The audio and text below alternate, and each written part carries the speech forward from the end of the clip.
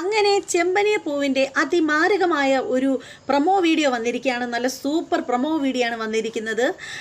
അപ്പോൾ നമുക്ക് നേരെ പ്രൊമോ വീഡിയോയിലേക്ക് പോകുന്നതിന് മുമ്പായിട്ട് ആരെങ്കിലും നമ്മുടെ ചാനൽ സബ്സ്ക്രൈബ് ചെയ്യാൻ മറന്നു പോയിട്ടുണ്ടെങ്കിൽ ഒന്ന് പെട്ടെന്ന് തന്നെ സബ്സ്ക്രൈബ് ചെയ്തോളൂ. അതോടൊപ്പം തന്നെ ബെല്ലൈക്കൻ കൂടി പ്രസ് ചെയ്യാനും മറക്കരുത്. അപ്പോൾ നമുക്ക് നമ്മുടെ പ്രൊമോ വീഡിയോയിലേക്ക് പോകാം.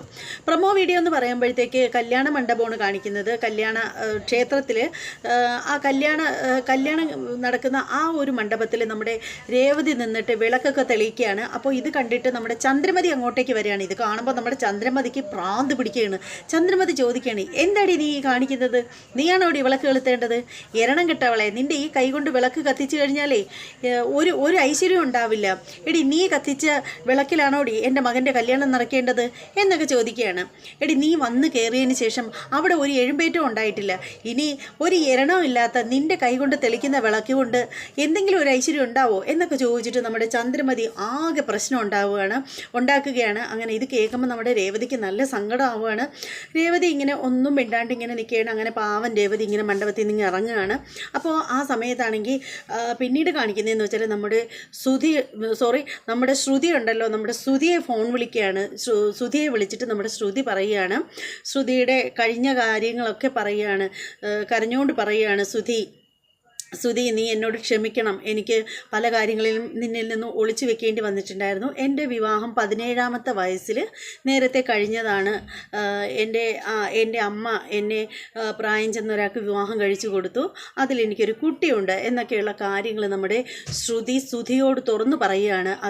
അതാണ് കാണിക്കുന്നത്. അതിനുശേഷം നമ്മുടെ മീര പക്ഷേ ശ്രുതി എന്താണ് ശ്രുതിയോട് സംസാരിക്കുന്നത് എന്നുള്ളതൊന്നും കാണിക്കുന്നില്ല.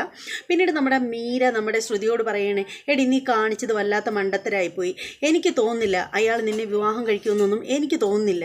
നിനക്കിതിൻ്റെ വല്ല കാര്യം ഉണ്ടായിരുന്നോ എന്നൊക്കെ പറഞ്ഞിട്ട് നമ്മുടെ മീര നമ്മുടെ ശ്രുതിയെ ഇങ്ങനെ വഴക്ക് കൊടുക്കുകയാണ്.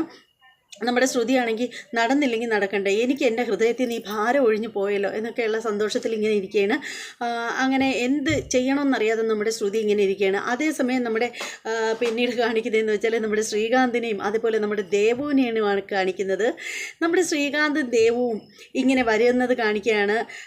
അതായത് നമ്മുടെ ശ്രുതിക്കും സുധിക്കും കൂടി അണിയാൻ വെച്ചിരുന്ന വിവാഹ ഹാരം ഉണ്ടല്ലോ, അത് നമ്മുടെ ശ്രീകാന്തിൻ്റെ കഴുത്തിലും നമ്മുടെ ദേവുവിൻ്റെ കഴുത്തിലും കിടക്കുകയാണ്. അവർ രണ്ടുപേരും കഴുത്തിൽ വരണമാല്യം ഇട്ടുകൊണ്ട് ഇങ്ങനെ നടന്നു വരുന്ന കാഴ്ചയാണ് കാണിക്കുന്നത്.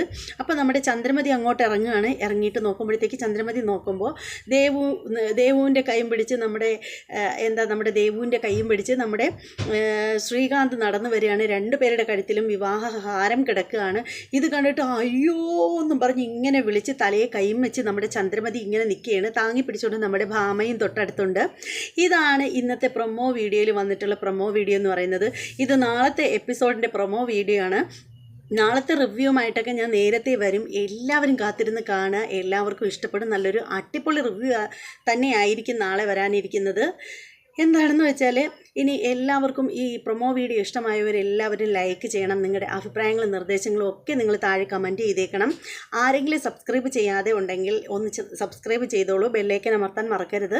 ഇനി മറ്റൊരു എപ്പിസോഡിൻ്റെ റിവ്യൂമായിട്ടും പ്രൊമോ വീഡിയോയുമായിട്ടൊക്കെ ഞാൻ വരുന്നതായിരിക്കും. അതുവരെ എല്ലാവർക്കും ബൈ.